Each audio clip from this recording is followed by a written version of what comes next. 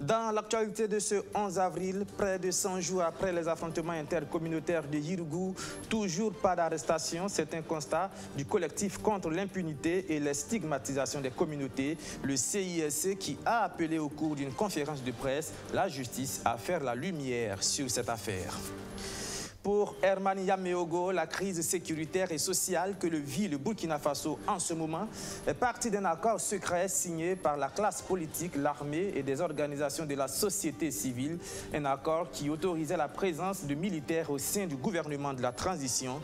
Le président de l'UNDD qui a tenu ses propos au cours d'une causerie de presse ce matin. Les explications dans ce journal. Et puis, initialement prévu au sein du ministère des Infrastructures, le sit-in du syndicat des travailleurs des travaux publics, du bâtiment, de l'hydraulique et assimilé s'est finalement tenu à la Bourse du Travail. Le SITBA dénonce des irrégularités qui entacheraient les passations de marché engageant le ministère des Infrastructures. Voilà pour le sommaire. Bonsoir et bienvenue. Mais avant de développer ces titres, sachez que Omar El-Béchir n'est plus le président du Soudan. Il a été destitué, il serait mis aux arrêts par l'armée. C'est un conseil militaire qui va administrer le pays pendant une période transitoire de 2 ans, à l'issue de laquelle va se tenir l'élection présidentielle. On annonce également que les frontières terrestres et aériennes sont fermées jusqu'à nouvel ordre et que l'état d'urgence est mis en place pour 3 mois. Voilà, retour maintenant au Burkina Faso. C'était au début du mois de janvier, en tout début d'année, dans le village de Yirgou et environnant. Des affrontements intercommunautaires meurtriers avaient occasionné des dizaines de morts. Près de 100 jours après ces événements, il n'y aurait toujours pas d'arrestation, encore moins de procès. Une situation qu'a dénoncé le collectif contre l'impunité et les stigmatisations des communautés au cours d'une conférence de presse ce matin. Le CISC demande que justice soit rendue. John William Somda pour le compte rendu. Le 1er janvier dernier, les Burkinabés se réveillaient avec une effroyable sensation. La cohésion sociale mise à mal par les affrontements intercommunautaires de Yirgou qui feront plusieurs morts. 101 jours plus tard, les responsabilités n'ont toujours pas été totalement situées par la justice. Une situation que le 6, le collectif contre l'impunité et les stigmatisations des communautés dénonce. Au cours d'une conférence de presse tenue ce 11 avril, les militants affirment ne pas comprendre pourquoi aucun des 130 suspects identifiés n'a encore fait l'objet d'une quelconque arrestation. Pour nous, c'est inquiétant, c'est préoccupant et c'est un délit de justice que de refuser de les arrêter alors qu'on les connaît et qu'ils sont identifiés. Il faut le dire. Et on a fait la comparaison avec le Mali en disant qu'après le massacre du Mali, en moins de 7 jours, immédiatement des personnes étaient arrêtées. Ici, des personnes sont connues, identifiées, mais on refuse de les arrêter. Si le drame de Yirgou avait affecté plus d'un Burkinabé, les stigmates restent toujours visibles. Il n'y a donc aucune raison pour que des personnes identifiées comme étant suspectes restent en liberté. Pour le 6, la justice burkinabé a plutôt mal à sa volonté. Il y a des risques sérieux que ces suspects se soustraient de la justice. Y a-t-il un manque de volonté politique de procéder à leurs arrestations? Nous pensons que oui. Autre point abordé au cours de la conférence de presse, les terroristes neutralisés par les FDS. Pour le 6, il n'en est rien. Il s'agirait plutôt d'exécutions sommaires. Depuis le 4 février, le collectif ne cesse de recevoir des plaintes de populations sur des exécutions sommaires. Ces derniers temps, les populations ne savent que faire. Vous comprenez donc pourquoi nous sommes inquiets, car rien ne peut justifier ces exécutions extrajudiciaires. Dans un état de droit, il est inadmissible qu'une personne puisse être arrêtée à son domicile et froidement exécutée sans aucune forme de procédure, que ce soit en état d'urgence ou non. Depuis le drame de Yirgou, l'État, à travers ses structures ministérielles, a déployé de grands moyens humanitaires pour assister les victimes. Toutefois, le 6 attend encore et plus particulièrement de la justice. Pour le collectif, la lutte contre le terrorisme passe aussi par la justice sur le drame intercommunautaire de Yirgou. Yirgou encore, mais également Arbinda ou encore Zoaga, la dégradation sécuritaire, mais aussi la grève en sourdine au Minefid était au centre d'une conférence de presse animée cette fois-ci par le MPP ce 11 avril. Pour le mouvement du peuple pour le progrès, les ajustements des agents des finances, des impôts et du trésor ressemblent à de sabotage déguisé. Arsène Konditamde. Près de 2 mois après sa dernière conférence de presse, le mouvement du peuple pour le progrès réunit à nouveau les hommes de médias. Et c'est la situation nationale qui est au cœur des échanges convoqués par le parti au pouvoir. Les impôts et taxes ne sont plus perçus dans certaines directions des impôts pour cause d'absence du réseau. Ce qui a même provoqué la colère de certains usagers qui ont exprimé leur ras-le-bol le 8 avril dernier. Pour le MPP, les agissements des agents du Minefid s'apparentent à du sabotage. Et c'est pour ça que nous avons parlé de sabotage. Ça ressemble à du sabotage. Et il faut avoir le courage même de dire que c'est bien ça. Si ceux qui sont payés pour faire rentrer de l'argent dans les caisses de l'État refusent de le faire, on fait quoi? C'est la banqueroute à tous les niveaux. Ça veut dire qu'on ne pourra même plus ravitailler les hôpitaux. Il y a eu Yirgou, Zoaga et plus récemment Arbinda. Les conflits communautaires se multiplient au Burkina Faso. Une partie de l'opinion publique reproche au gouvernement d'être laxiste, mais pour le mouvement du peuple pour le progrès, tout n'est pas question d'usage de la force. Si c'était la force, bon, on a dû amener des éléments de la police, la gendarmerie, mais cela ne suffit pas. Il faut engager le dialogue entre ces populations. On est ensemble, on est obligé de trouver des liens qui permettent effectivement à ce que la vie dans la cité soit possible. Concernant le dernier mouvement d'humeur des chauffeurs routiers, l'ex-maire de Ouagadougou déplore qu'un problème interne à un secteur d'activité paralyse l'économie nationale. Là où le bas blesse, c'est le fait que, à cause de cette situation entre eux, ils en viennent à bloquer l'activité économique du pays et à mettre en péril même des vies. Ça crée des problèmes, des désagréments terribles et des pertes sèches. Et donc c'est ça qui n'est pas acceptable. Autre point au menu des échanges de ce 11 avril, la question de la facilitation du retour des exilés demandée par certains partis politiques. Le MPP estime que chaque individu ayant quitté le pays doit lui-même trouver le moyen de son retour au bercail, d'autant plus que personne n'a selon lui été chassé du pays. Dans cette commune rurale, toujours sur la situation sécuritaire et sociale et ses propos de Herman Yameogo, l'État burkinabé est en délitement. Le président de l'UNDD s'exprimait ainsi au cours d'une causerie de presse, exercice pendant lequel Herman Yameogo a brandi un document comme étant l'acte fondateur de tous les périls auxquels le Burkina Faso est confronté en ce moment. Il s'agirait d'un document qui autorisait la présence de militaires au sein du gouvernement de la transition. Tous les détails avec Arsène Konditamde. Le coup d'État manqué de septembre 2015, les massacres de Yirgou et Arbinda, les attaques des positions des FDS et la fermeture des écoles dans le Sahel, autant de faits qui symbolisent le délitement de l'État burkinabé, selon Herman Yameogo. Un délitement qui serait la conséquence de l'accord secret annexé à la charte de la transition. Ce document sans date qui autorise la présence de militaires au sein du gouvernement de la transition serait responsable de nombreux maux dont souffre le pays. S'il n'y avait pas eu ce faux, il n'y aurait pas eu de militaires au gouvernement de la transition. Il n'y aurait pas eu Zida à la tête de cette transition. S'il n'y avait pas eu ce faux, nous n'aurions pas eu cet acte d'exclusion inadmissible que fit la loi Six-Chérif. S'il n'y avait pas eu cet acte, il n'y aurait pas eu tous ces problèmes en chaîne que nous avons connus au RSP et qui ont conduit au coup d'État. S'il n'y avait pas eu cet acte frauduleux, je n'aurais pas fait 1 an de Maka. Cet accord occulte a été signé en novembre 2014 par 5 représentants des forces vives, sans faire mention de leur nom. Herman Yameogo dit avoir adressé des sommations interpellatives aux supposés signataires qui ont répondu que réponse suivra. 2 de ces supposés signataires auraient révélé à l'ancien président Jean-Baptiste Ouédraogo ne pas reconnaître le document. Au niveau à la barre du tribunal, le président a bien fait ressortir que les 2 personnes saisies ne reconnaissent pas le document et disent n'avoir pas signé le document. Ce qui l'a amené à parler de faux.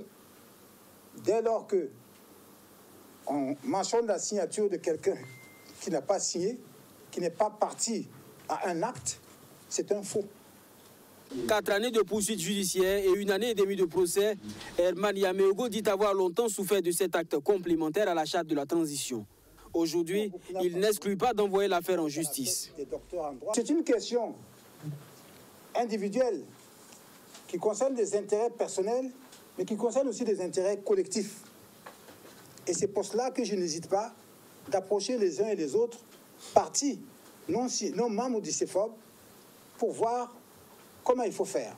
Si c'est décidé que chacun y aille à titre individuel, on le fera. Si c'est à titre collectif, on le fera. Mais il ne faut pas se taire.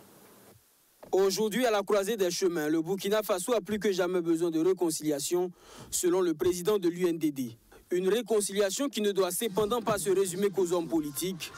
Elle doit également se faire entre Burkinabés et aussi entre l'État et les citoyens. Donc, la réconciliation nationale, justement, eh bien, c'est la mission principale assignée au Ashkroun. L'institution a reçu hier une délégation du CDP conduite par son président Edi Komboigo pour l'ancien parti au pouvoir venir s'imprégner des méthodes de travail du Ashkroun et montrer sa volonté à s'engager dans le processus d'apaisement enclenché était une démarche somme toute importante. Rémi Lambert-Nébier. S'instruire sur les tâches dévolues au Conseil pour la réconciliation et l'unité nationale, mais aussi rassurer cette institution quant à son engagement à s'inscrire dans cette quête commune. C'est donc avec la main tendue que Edi Komboigo et ses camarades disent être venus à la rencontre de Léandre Bassolé et ses collaborateurs. Pendant 1h30, nous avons été agréablement instruits et agréablement surpris par l'ampleur de la tâche et l'engagement qu'ils ont pour travailler à ce que le peuple burkinabé se réconcilie avec lui-même et que nous allions à l'unité nationale. La question de la réconciliation nationale reste le défi majeur à relever et sur ce point, la délégation du CDP dit croire en la capacité du Ashkroun de proposer les solutions idoines. On ne peut pas gérer un pays où les populations se regardent en chaîne de faïence. On ne peut pas gérer un pays où il n'y a pas d'unité nationale. Et depuis 3 ans, nous connaissons des attaques lâches dans nos frontières qui s'aggravent. Nous n'avons jamais connu ce genre de situation. Il faut travailler à ce qu'on puisse arrêter les attaques intercommunautaires ou communautaires.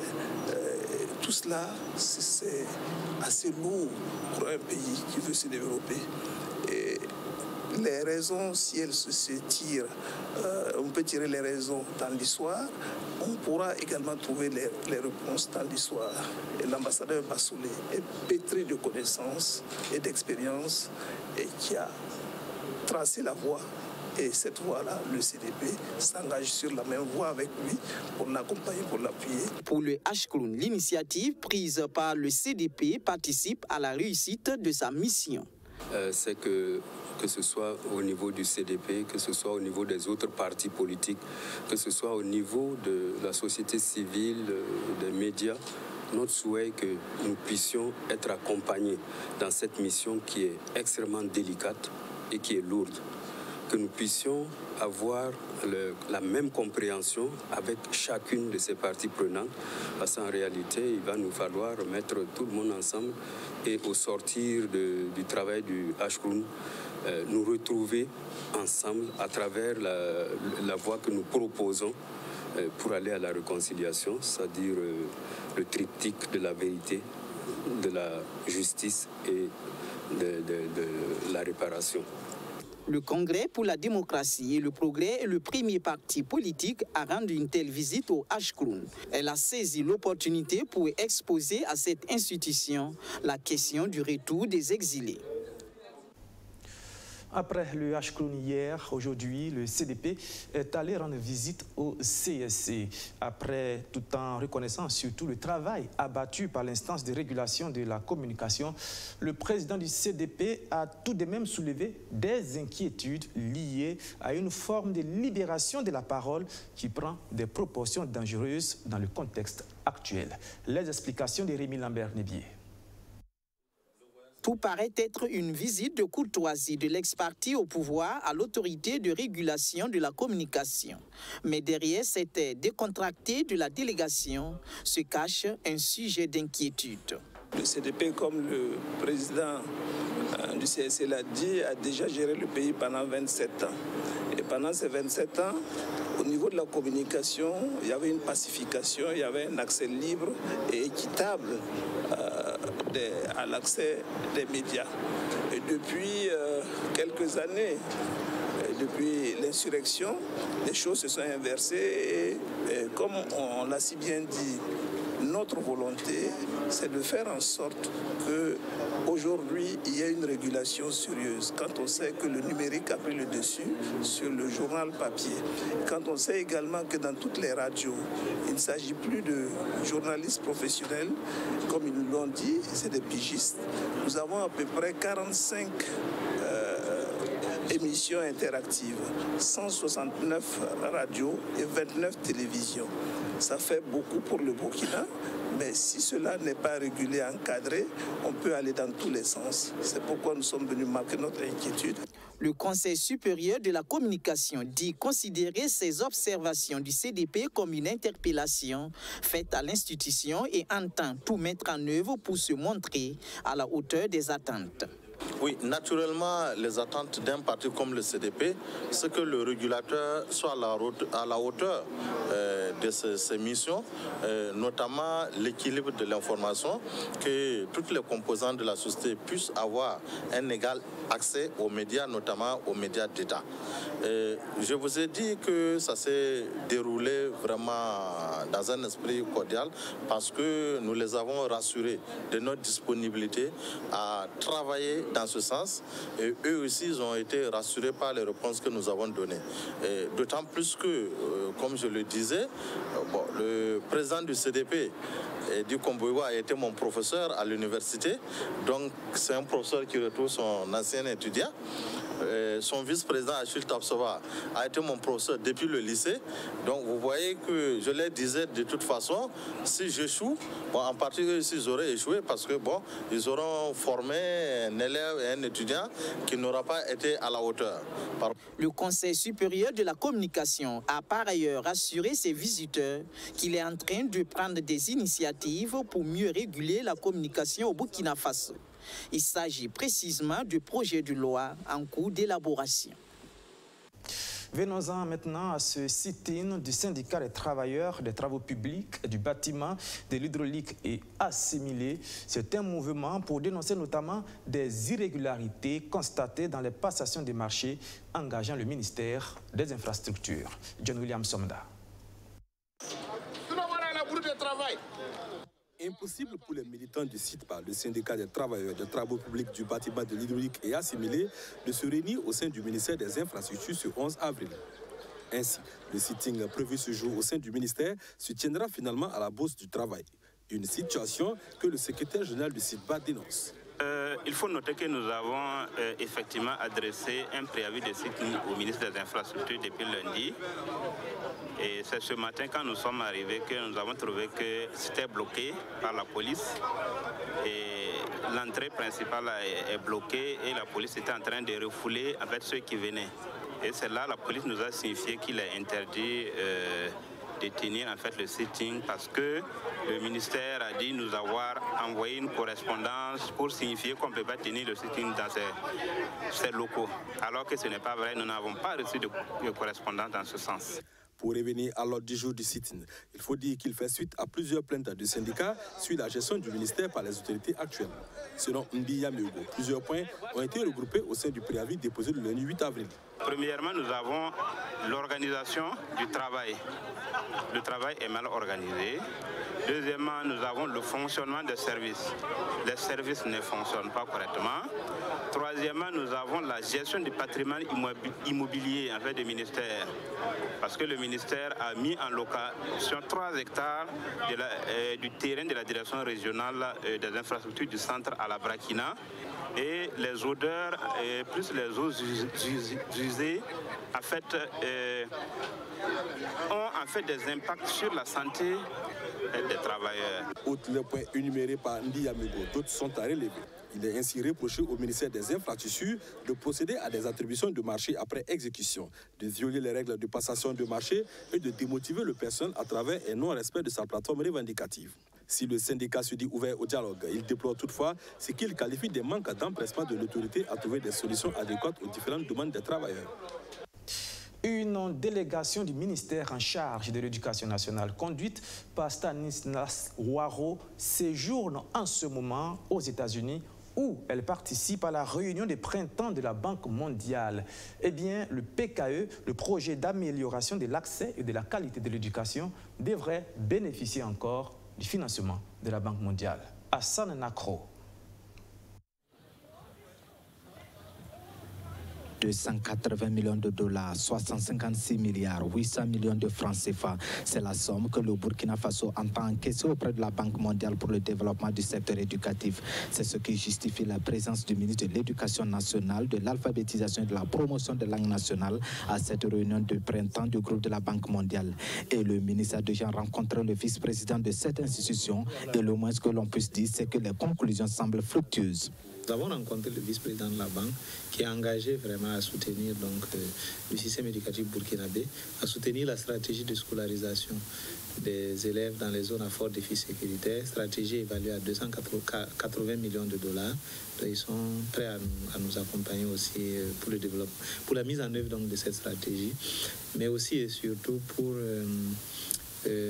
la nouvelle restructuration du projet d'amélioration de l'accès et de la qualité de l'éducation, le PACE, qui est financé par la Banque mondiale. Et c'est à travers justement ce projet que les 2 premiers grands lycées scientifiques du Burkina sont en train d'être construits et fonctionnent actuellement dans des bâtiments d'emprunt. Et donc, ils sont prêts donc, à accompagner donc, la reconfiguration donc, du PACE, parce que ce projet prend fin normalement en juillet prochain. Nous avons obtenu donc, de la banque donc, un accord de prolongation sur une année, le temps de restructurer le projet et de nous accompagner par un accord de dons additionnel, de façon à ce que ce projet puisse continuer de réaliser des lycées scientifiques à travers les autres régions du Burkina Faso, construire des CG, construire des lycées, mais aussi former donc, des formateurs pour impacter la qualité de l'éducation. Ce n'est pas tout. Stanislas Ouaro a aussi rencontré la directrice des partenaires mondiaux de l'éducation. Là aussi, le Burkina compte décrocher la somme de 55 millions de dollars, soit 30 milliards 800 millions de francs CFA. Le partenariat mondial pour l'éducation, en fait, est un groupe en fait, de partenaires qui donc, financent l'éducation à travers donc, la mobilisation des ressources. Et nous avons adhéré au partenariat mondial pour l'éducation en 2007-2008. Et à partir donc, de 2011, nous avons obtenu le premier accord de dons de 102 millions de dollars et sur 3 ans. Et en 2014, nous avons obtenu un deuxième accord de dons, puisque le premier était fini. Le deuxième, 2014-2016, donc de 78,2 millions de dollars. Et en 2017, nous avons obtenu un nouvel accord de dons de 33,8 millions de dollars. Mais en temps, donc, le 2 février 2018, donc, une rencontre de mobilisation des ressources pour le partenariat mondial a eu lieu à Dakar, autour de nos chefs d'État. Et après donc, les annonces des différents partenaires, donc, nous avons bénéficié donc, d'un accord de dons de 21,2 millions de dollars, portant donc à 55 millions de dollars l'accord sur 3 ans. Des sommes qui serviront à construire des écoles, mais aussi à la formation du personnel de l'éducation. La concrétisation de ces promesses est entendue d'ici fin juillet 2019. Voilà, et c'est fini pour ce soir. Merci de nous avoir suivis. Je vous donne rendez-vous demain à la même heure, 19h30, pour une autre session d'actualité.